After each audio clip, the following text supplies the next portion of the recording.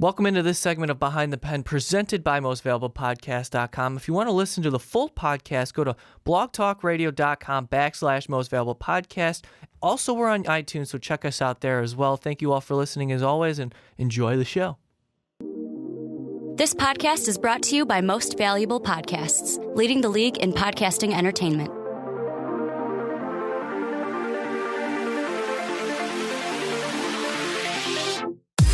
Welcome in, my friends, to another episode of Behind the Pen. My name is Mike Rankin, and I will be your host for today's show, and I am by myself. That's okay, because I am entirely privileged to be able to speak with you on this March 2nd edition of this podcast. Guys, thank you so much for tuning in. Whether you're on blogtalkradio.com/Behind the Pen, you can listen to the entirety of this podcast. To be honest with you, this might be only Chicago Bears conversation today. I might throw some baseball in there because there's some rule changes going on, so stay tuned if you wish. If you're on YouTube, what's up, guys? Drop a like down below, leave a comment, let me know what you think. I'm going to be talking Chicago Bears a lot in this specific part of the podcast, mainly because the Combine begins in a few days, right? There are names that I would like to throw out there for you Bears fans, because critical offseason. How many times have I said it on this show? Ryan Pace needs to hit on this draft, and really another aspect of it, too, is the free agency period. Free agency, by the way, has been kind to Ryan Pace over his last two seasons. I'm going to give him the benefit of the doubt, but the thing is, he's going to have to do some work. And I'll dive into that. I'm going to look at some names because obviously I'm a professional. I should actually be running the Chicago Bears. That's why I talk about it all the time to you guys. So what I say is obviously what he should do. I mean, I think we all can agree to that. So I'm going to throw some names out there, give you my opinion on some things and stuff, as I always do. But guys, before I really get in depth with this conversation, you know, it's almost been a year. It actually has been a year of Behind the Pen. Guys, it has been a year of this podcast. You guys are awesome. Thank you so much for allowing me to speak with you throughout this time frame. Because I was thinking, you know, as I was walking the hallways of my school, you know, you get that nostalgic feeling, right? Sort of like during specific times of the year, whether it's at Christmas, you know, you get the smells of the candles, you know, it's like wintry feel. I don't know.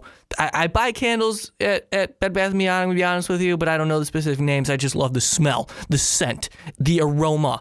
Okay, you get it. But like, you know, in the summer, the spring air, you feel baseball, right? You just feel it. Just takes you back to when you were a kid or whatever, or you know, practicing outside. I was walking the halls today. I was thinking to myself, wow, I recorded my first episode about a year ago, haven't I? Sure enough, go on YouTube, Most Valuable Podcast, go to scroll all the way down to the bottom of Behind the Pen section in that playlist, and there it is. The Chicago Bulls are going nowhere. That was the first segment posted on YouTube. March 4th was the date. You guys are awesome. It's been a year. It's been so much fun, and I have no signs of slowing down, and I'm looking forward to speaking with you so much more so in the future and in the present, like right now, because we're going to talk Chicago Bears football. I love to do it. I know you guys love to hear about it. And I can't thank you guys enough. It's awesome. That's about it. I'm gonna stop rambling now. I'm gonna get into the meat of this discussion. Again, you guys kick ass. I'm gonna be honest with you. It's awesome. All the feedback, so fun, makes it worthwhile. But today we're talking Chicago Bears and previewing the NFL Combine. We got some names that we gotta keep an eye on because it's important. Ryan Pace has a job to do going forward, right? He's hit on free agency in the past. And I can't knock him really for the path that he's taken in trying to get the Bears back to relevancy. Because let's be honest, it was a dumpster fire when he took over the organization. And in football, it's obviously much different than any other sport, right? I mean, just straight up. Because in basketball, you know, you can tank for a few, like look at the 76ers. Not saying they're going to be in a powerhouse anytime soon, but you can tank and you can stock draft picks. And really, you know, the 2 rounds you're restricted, but there's talent coming straight from, you know, 1 year of college that are going to make it's just a different environment and different athlete coming into the basketball world. In baseball, it takes forever for talent to develop unless there's anomalies like Bryce Harper, Chris Bryant, things of that nature. And in hockey is just a totally different beast because of the restriction they have in the cap. But you see so many talented players coming into the NHL due to the various outlets that they play all over the world, right? Because in the NFL, it's just pretty much here. The college game is the only outlet that they can facilitate talent from. So it's interesting. Now, it's going to take a bit. And obviously, when you're so talent deprived that the Bears were, I mean, you had guys like Christian Jones, Jonathan Anderson, and Shea McClellan running your linebacking core. Like, that's not going to get it done. at all. And we don't even have to go back to those years because misery, straight up misery. Mel Tucker, bad. Mark Trestman, bad. By the way, he got a job back in Canada where he belongs, and hopefully he'll never step foot on American soil again, because anything he touches turns to death. That's why he's called Dr. Death. But that's enough. Hopefully we never have to see or hear from Mark Trestman ever again. I'm a little salty, not going to lie. But when we look forward to what the Bears have done since that debacle that was, I couldn't even call them a franchise. I couldn't even call them or consider them a legitimate NFL organization during those years under Phil Emery and especially under Mark Trestman. That was just awful. So, yes, I had expectations, and you look back at many of the episodes, for those following along since the beginning, I've had a pretty consistent feel of my opinion of the Chicago Bears. I was very much let down this season, not because they were at 3-13, but because of the lack of progression that I saw. And I know there was some, if you're going to look, there definitely was. I'm not going to argue with you, because obviously if you're in a much better position now than you were last year or even 2 years ago. However, that first year under John Fox, they go 6-10, and you're thinking, John Fox, a guy who's been here before, who's gone through all of this transition process in the past, is going to take the Chicago Bears team and make them legitimate, or at least competitive, here soon. So that's why in year 2, I thought Ryan Pace had an awesome free agency. I thought he killed it in the draft, but a lot of their draft picks didn't really make an impact. A lot of it had to do with injuries and straight up lack of talent, lack of opportunity, whatever, lack of development. All that goes into play. And of course, you can't discount the injuries. 19 players in injury reserve. That's ridiculous. That's why pretty much the entire training staff is gone.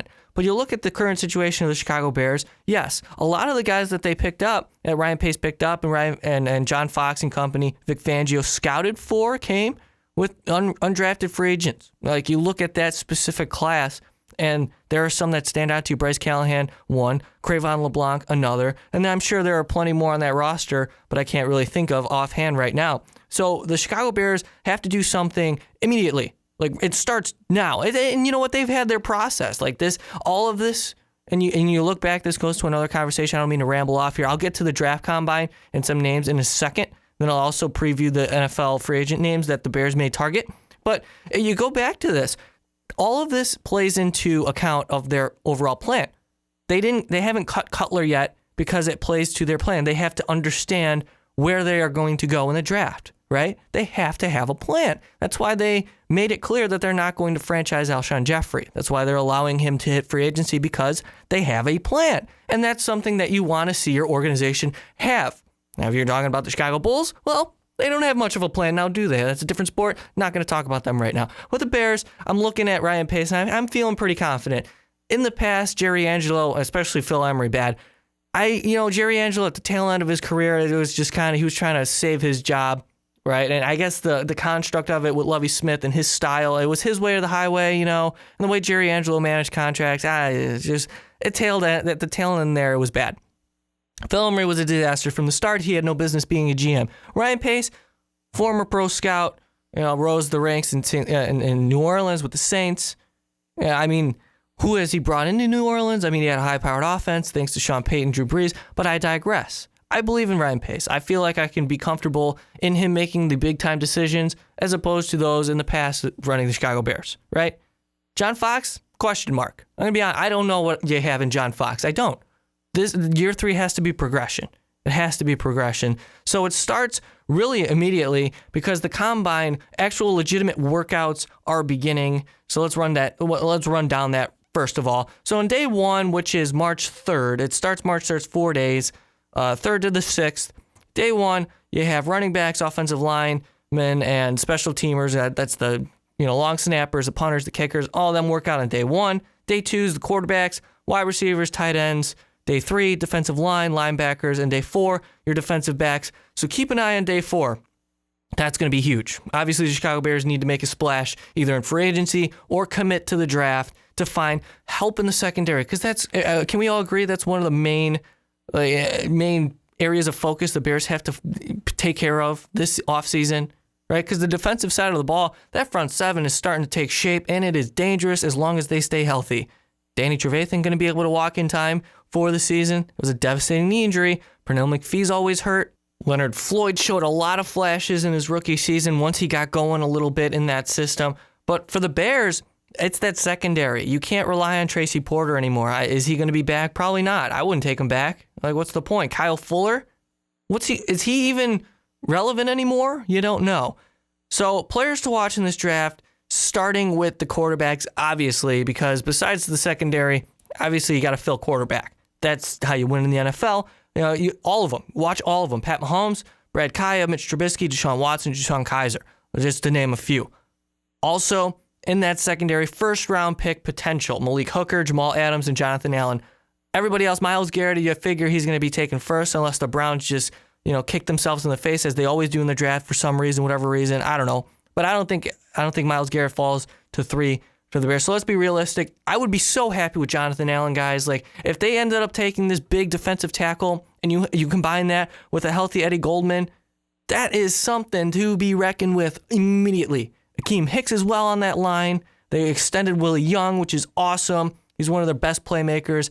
A healthy front seven for the Chicago Bears could make them actually competitive in the NFC North with a lot of offensive-oriented styles going on there. The Vikings, who knows where that franchise is headed. The Packers, the Packers are just, I mean, yeah, Aaron Rodgers is unbelievable. If you can stop Aaron Rodgers, they can win that division. And I don't take the line seriously, ever. TJ Logan, now that's a name. He's going to be a late-round pick, most likely, running back out of UNC. Great hands out of the backfield. Undersized, but he can also do some things for you on special teams. So if you're looking for sort of that 1-2 punch with Jordan Howard, it's going to take a lot of time to develop. Maybe TJ Logan is a player to keep in mind. A late-round draft pick, I wouldn't mind it. Derek Rivers, edge rusher out of Youngstown State. Now, there's a lot of positive grades on him, maybe a mid-round pick. If he falls maybe to the second round, even to the third round, maybe the second round's a stretch. That third round, though, boy, you combine him with Leonard Floyd and that front seven along with Jonathan Allen, if you decide to do that, look out.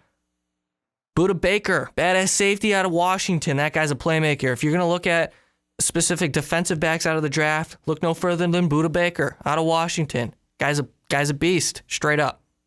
Now, what I also want to mention, and this is huge, and I didn't really talk about it in this long introduction, is that tight end position.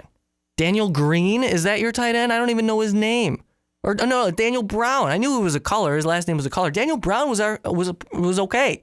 Right? He showed some flashes. He's decent pass catcher out of the backfield or on that line as a tight end. Zach Miller, we know, isn't going to stay healthy, but you need someone else. You need someone else at tight end, and this class is absolutely loaded. O.J. Howard, David Njoku, Evan Ingram, Gerald Everett, Jake Butt out of Michigan, Jordan Leggett, Jeremy Sprinkle out of Arkansas.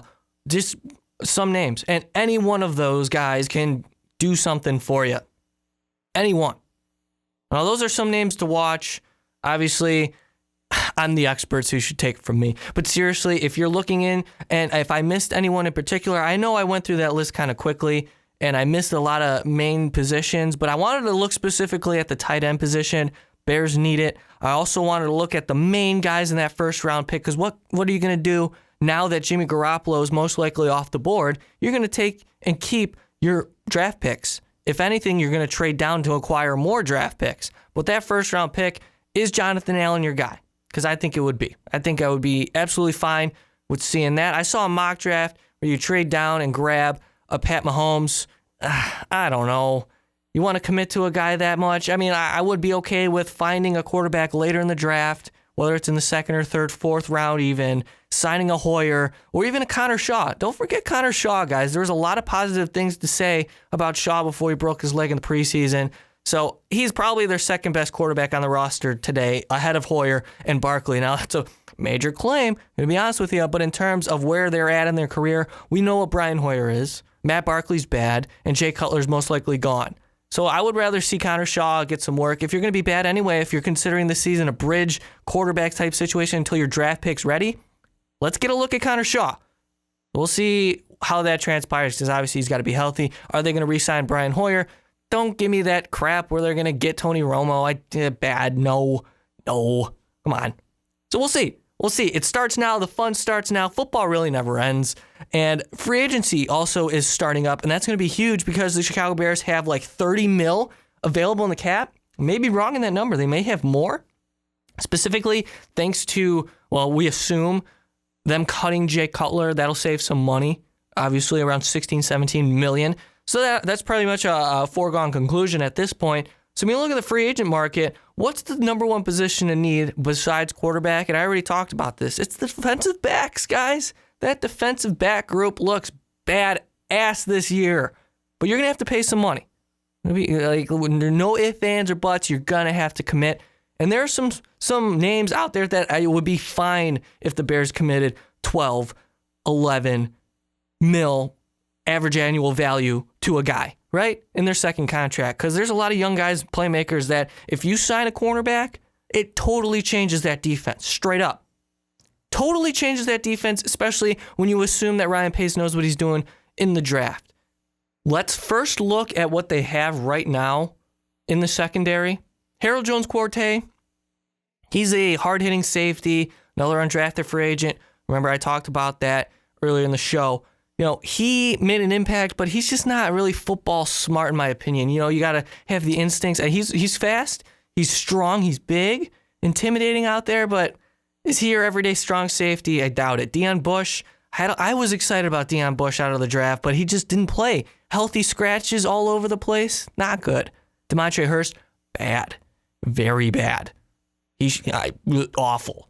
Adrian Amos, he's a guy, right? I think you could be okay with him starting at free safety for now, right? I mean, he's just nothing. He's probably that, if there's a term for value in football, right? Like WAR in baseball, wins above replacement, the replacement caliber player, that might be Adrian Amos, right? He gets the job done, nothing flashy. DeAndre Houston Carson, another draft pick, didn't really see much of the field. Didn't really impress in his rookie year, but there's still a lot of time to grow. And I already mentioned this. Kyle Fuller, is he there? Hello, Kyle Fuller. Are you going to play this year? We'll see.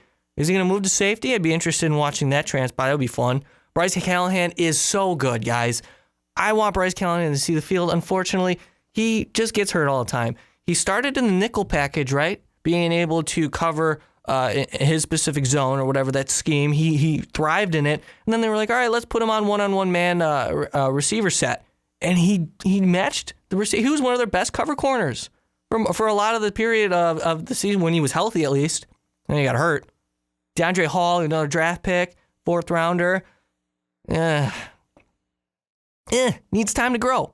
Craven LeBlanc, undrafted free agent, played almost the entire season. Jacoby Glenn, meh.